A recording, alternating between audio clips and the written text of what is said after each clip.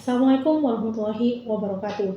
Perkenalkan, nama saya Aweria dengan NIM 24010410003 dari program studi S1 Rekayasa Perangkat Lunak semester 4. Pada kesempatan ini saya akan mempresentasikan materi pemrograman mobile dasar khususnya bagian 3 dan 4, yang dimana saya akan membahas 6 topik utama, mulai dari cara menampilkan daftar dengan Recess View, membuat custom adapter, menggunakan fragment, navigasi dengan bottom navigation, hingga menyimpan data dengan shared preferences.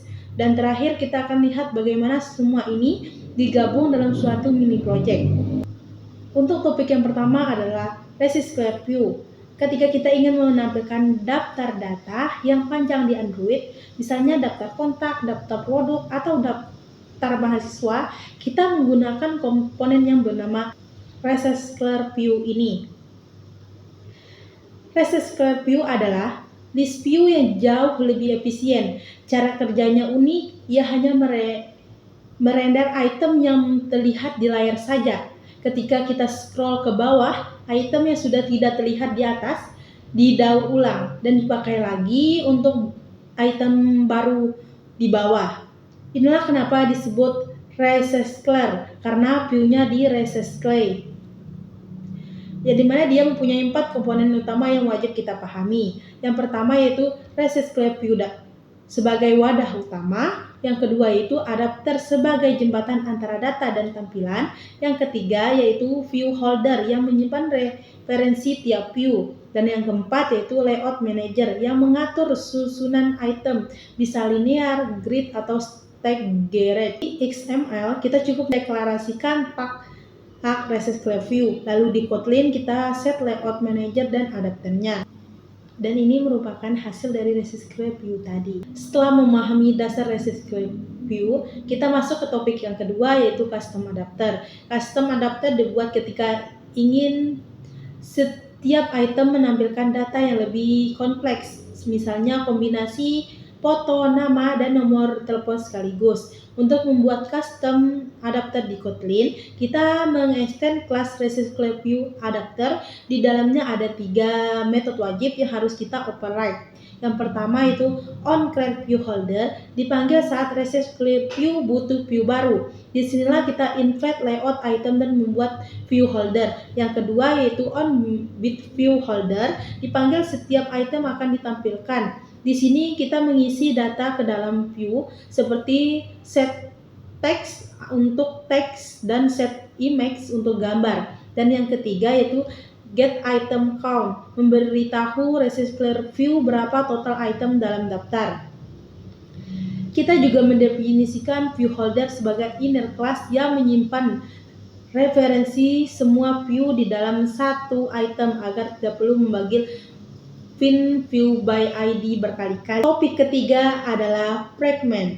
Bayangkan sebuah aplikasi yang punya banyak halaman, beranda, pencarian, profil. Kalau setiap halaman dibuat sebagai activity baru, aplikasi akan terasa berat dan transisinya lambat. Fragment hadir sebagai solusi. Fragment adalah komponen UI yang bisa hidup di dalam activity. Satu activity bisa memiliki banyak fragment, dan fragment bisa diganti-ganti secara dinamis tanpa membuat activity baru. Fragment memiliki siklus hidup sendiri yang mirip dengan activity, dimulai dari onAtext, onCreate, onCreateView, onViewCreated saat fragment dibuat, lalu onResume saat aktif digunakan, hingga TheStoryView dan onDetect saat fragment dihancurkan. Yang paling penting untuk kita ingat adalah metode onViewCreate. Di sinilah kita mengakses view dan menjalankan logika, karena di sini layout sudah pasti sudah selesai di inflate. Untuk berpindah antar fragment, kita menggunakan fragment manager dengan metode begin transaction, replace, dan commit. Topik keempat adalah bottom navigation. Hampir semua aplikasi modern seperti Instagram, YouTube, dan Tokopedia menggunakan navigasi di bagian bawah layar. Di Android, komponen ini disebut bottom navigation view dan merupakan bagian dari material design. Cara implementasinya itu ada 4 langkah. Yang pertama itu tambah dependensi material di build Gradle. Yang kedua yaitu buat file menu XML yang berisi item-item navigation beserta ikonnya. Yang ketiga, tambahkan button navigation ke dalam layout activity bersama frame layout sebagai container fragment di atasnya. Yang keempat yaitu hubungkan di activity menggunakan listener set on item selected listener. Ketika user mengetuk salah satu icon, listener akan terpicu dan kita memanggil metode load fragment untuk mengganti fragment yang tampil di frame layout sesuai icon yang dipilih. Kombinasi button navigation view plus fragment plus frame layout inilah yang menjadi pola standar navigasi di banyak aplikasi Android profesional saat ini. Ini untuk contoh tampilannya. Topik kelima adalah shared references. Saat ini menutup aplikasi. Saat kita menutup aplikasi, semua data yang ada di variabel Kotlin akan hilang. Lalu, bagaimana cara menyimpan data agar tetap ada saat aplikasi dibuka kembali? Jawabannya adalah shared references. Shared references akan menyimpan data dalam format key value secara permanen di dalam storage perangkat. Data tetap ada meskipun aplikasi ditutup, bahkan meskipun HP di restart. Cara pakainya sederhana. Kita panggil get shared preferences dengan nama file dan mode. Lalu panggil edit untuk mendapat editor. Gunakan put string put input atau put boolean untuk menyimpan data. Dan yang paling penting selalu panggil apply di akhir agar data benar-benar tersimpan.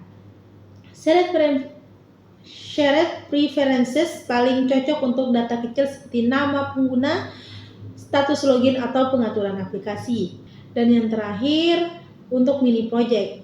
Pada pertemuan 14 semua materi yang sudah kita pelajari digabungkan menjadi satu aplikasi utuh. Resist Clear View menampilkan daftar mahasiswa menggunakan custom adapter, fragment digunakan untuk setiap halaman, button navigation view menghubungkan antara halaman, dan shared preferences menyimpan data profil pengguna.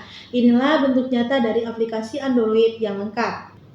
Baik, kesimpulan dari 6 pembahasan topik tadi yaitu Resist Clear View digunakan untuk menampilkan daftar data yang panjang dengan efisien. Custom adapter menghubungkan data dengan tampilan melalui 3 metode wajib. Fragment memungkinkan kita mencegah UI menjadi bagian-bagian yang bisa diganti dinamis.